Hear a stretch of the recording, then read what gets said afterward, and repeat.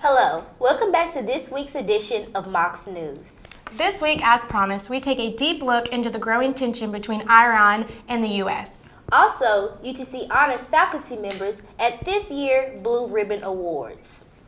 And our Shirley's Lundy gives you the latest in entertainment news. I'm Madison Toon. And I'm Lundy Longstreth. Your news starts now.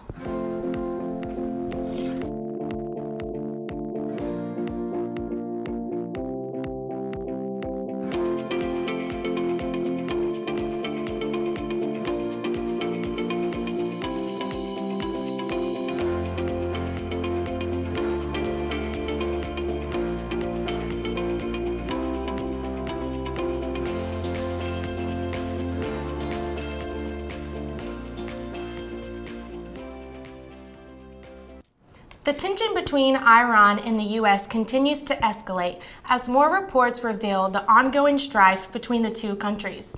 Millions have voiced their opinions on this issue, but what happens when social media escalates this tension?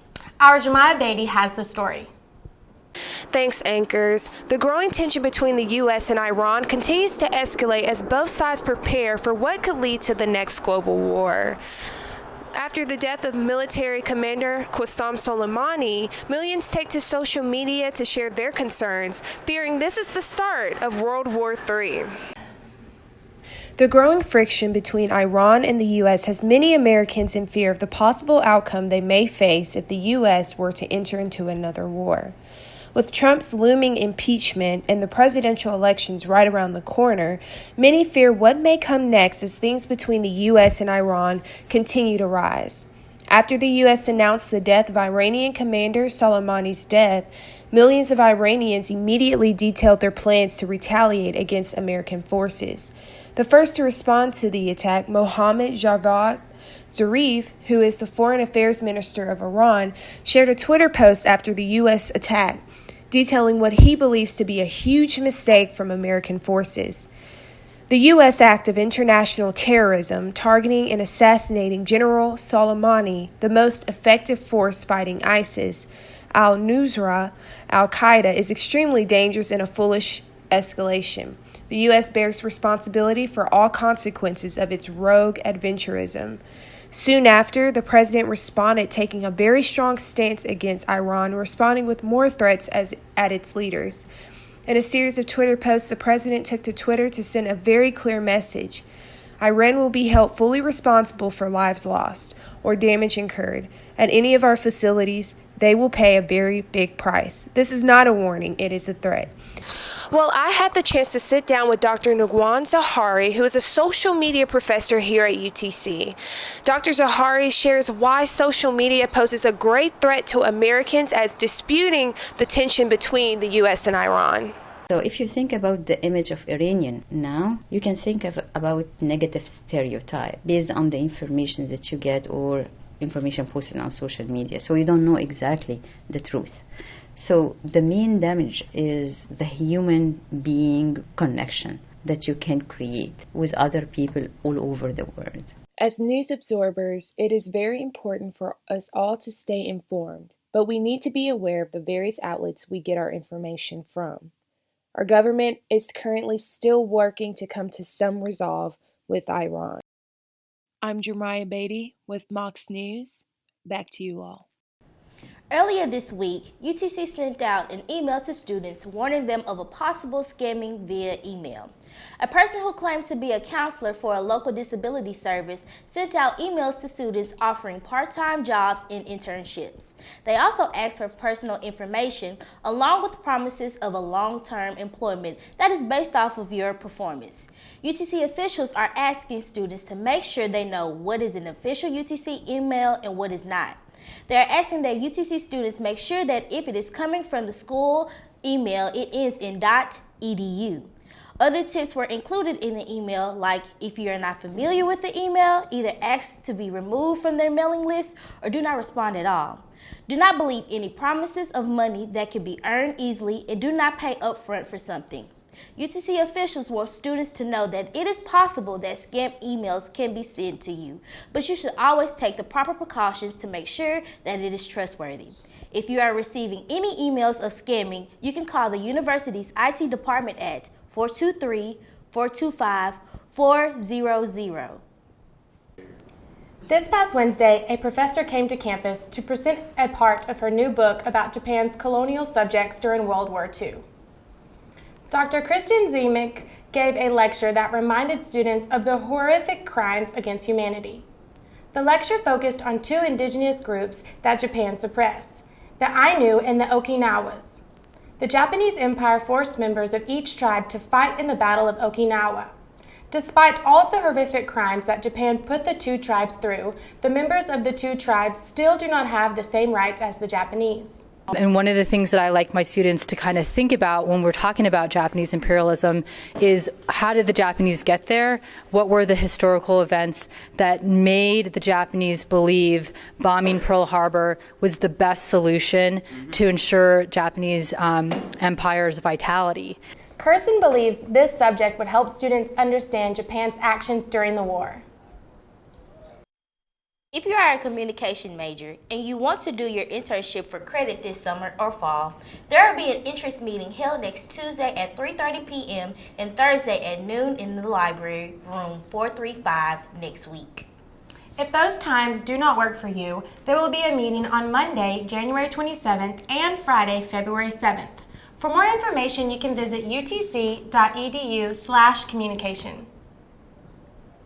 The last few years, ride-sharing apps have grown to be more popular than ever. A UTC student has started his own transportation company on campus. Our Patrick Redden has the story. I'm here with Trent Walliser. Trent, you've got an exciting new business plan offered here on UTC. We've all heard of Uber, we've all heard of Lyft. You've got your own service. Let's talk about it. Yeah, so we got piggybacks. Basically, we offer a free service here on UTC's campus. We give piggybacks anytime, anywhere on the UTC campus, 100% free. 100% free? Absolutely. Y'all can't beat that. And it's completely environmental friendly. Yeah.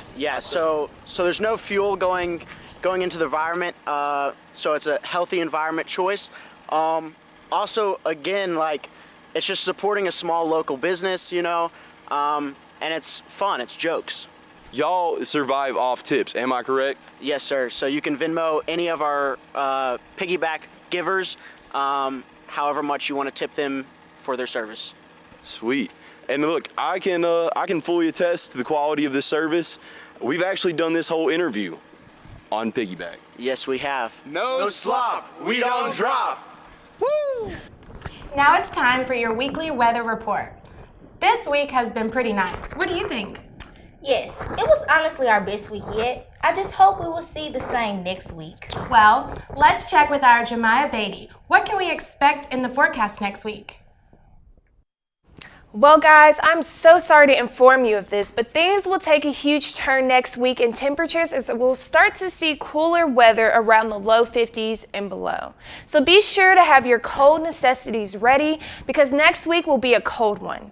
For today, I expect mostly cloudy skies with a high of 52 and a low of 41. Later on tonight, expect some nightly showers and temperatures to drop. This will carry on early Saturday morning with temperatures in the low 50s. Sunday, expect a huge change as we'll start to see sunny skies within the low 40s. Monday and Tuesday, expect more of the same with temperatures ranging between the high 30s to low 40s. So you may want to hold on to those jackets. Wednesday, expect partly cloudy skies with a high of 49 and a low of 32. Thursday, expect more of the same with a high of 53 and a low of 32. So things will stay pretty cool this coming week. Come back next week. I'm Jemiah Beatty with Mocs News. It's time for sports. Our Bailey Biddle has this week's sports news. Thanks, guys. The LSU Tigers are officially the kings of college football after a 42-25 victory over the Clemson Tigers on Monday night. Quarterback Joe Burrow's legendary season for LSU will end with a Heisman and a national championship and will put him in elite company. LSU finished the season by being the top 8 ranked teams in college football, an impressive feat. This will be the Tigers' first championship since 2007. A familiar Mocs football player will be competing with other college athletes for a potential spot in the NFL draft. Chattanooga's own senior quarterback Nick Tiana, who led the Mocs to its second straight winning season, will play in the NFLPA Collegiate Bowl game for the national team at the Rose Bowl. The NFLPA Collegiate Bowl is a college football all-star game for the NFL draft eligible college players. The bowl game will be January 18th in Pasadena, California.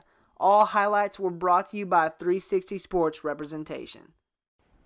The UTC men's basketball team had a big win on Wednesday night in the Roundhouse against a SoCon rival.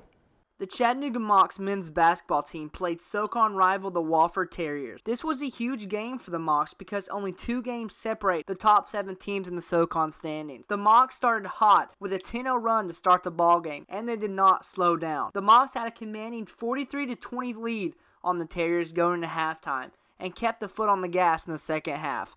The guards Matt Ryan and David Jean Baptiste were on fire from the field today and were a major part in the Mocs' big win with a combined 35 points. Conference Championship Sunday in the NFL is upon us, and we have some great playoff action. The Kansas City Chiefs will square off with the red-hot Tennessee Titans for the AFC Championship, and the San Francisco 49ers will face the Green Bay Packers for the NFC title. A trip to Miami to play in Super Bowl 54 will be on the line. The AFC Championship will kick off at 3:05 Eastern Time, and the NFC Championship will be at 6:40 Eastern Time. I'm Bailey Biddle with Mocs News. Have a good weekend. Here on Mocs News, we are introducing a new entertainment segment hosted by our very own Shirley's Lundy. That's right. We are very excited about 60 Seconds with Shirley's. Let's see what tea she has for us this week.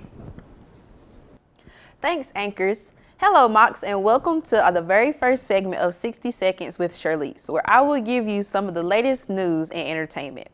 First on our list is the royal family.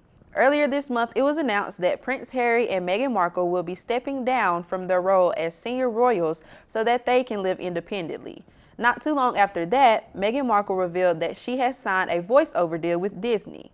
Well, what does the Queen think about all of this? She is actually supporting the couple and has agreed to let them live in Canada part-time. We had couples making their social media debut this week as well. Rapper Future and Lori Harvey are finally publicly claiming each other. Plus, rapper Moneybagg Yo and Ari Fletcher have been flexing for the gram as well. Movie releases of the week include a remake of a childhood favorite, Doolittle, starring Robert Downey Jr. Bad Boys, Will Smith and Martin Lawrence are back with a third movie after 17 years, Bad Boys for Life. Catch these movies in theaters today. That's all for this week's 60 Seconds. Join me next week for more of the latest entertainment news. I'm Shirley's Lundy. Back to the news desk. That does it for this edition of Mocs News. Thank you for joining us. Make sure to check out our website at mocsnews.com to continue following the news throughout the week. And while you're there, make sure to follow us on Twitter, Instagram, Facebook, and subscribe to our YouTube channel. Have a great weekend from all of us here at Mocs News.